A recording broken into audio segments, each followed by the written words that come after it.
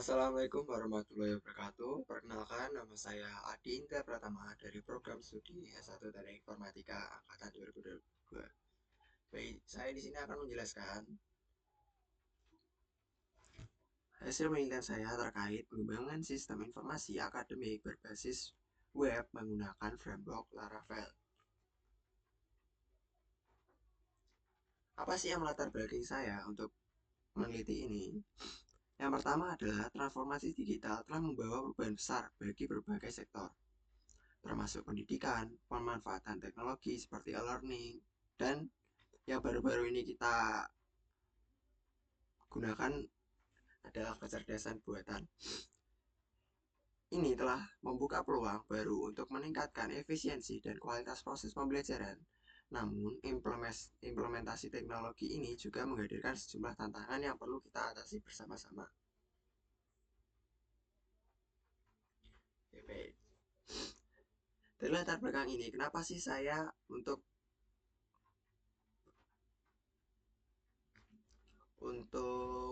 learning ini kita menggunakan framework Laravel? Yang pertama-tama kita harus tahu apa itu e-learning. E-learning ini adalah sebuah teknologi yang memungkinkan untuk pembelajaran berlangsung tanpa adanya batasan ruang dan waktu, sehingga siswa dapat mengakses materi kapan saja dan di mana saja. Hal ini juga sangat membantu dalam menjangkau peserta didik di daerah yang terpencil.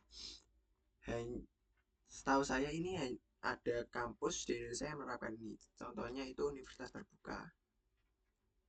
Mereka menggunakan e-learning dalam media pembelajarannya.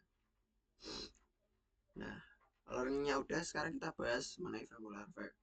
Kenapa sih kita memilih framework Laravel? Karena framework Laravel itu sangat mudah digunakan karena memiliki struktur MVC, yaitu model, view, dan controller.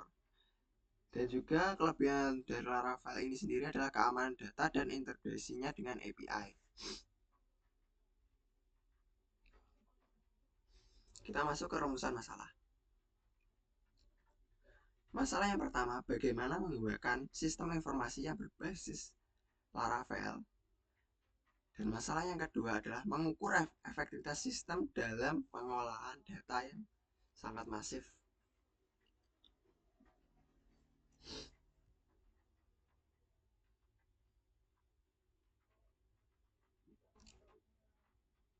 Tujuan dari pengembangan sistem ini ialah menyediakan solusi teknologi yang efisien.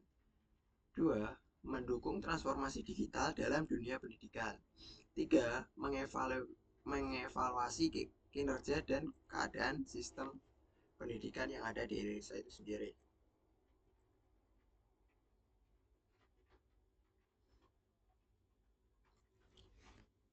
Pendekatan yang saya gunakan untuk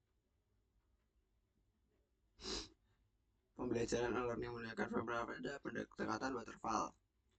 Apa sih pendekatan waterfall itu? Pendekatan waterfall dalam penelitian adalah model-model yang mengikuti urutan dan langkah-langkah yang terstruktur dan linear. Setiap fase harus diselesaikan sepenuhnya sebelum melanjutkan ke fase selanjutnya. Jadi kita harus langkah demi langkah itu harus kita selesaikan semua, tidak bisa lompat.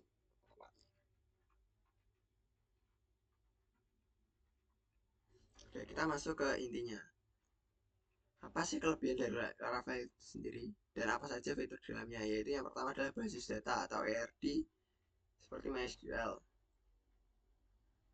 ERD di sini adalah diagram yang memodelkan entitas data dan menghubungkan antar entitas untuk menggambarkan struktur data.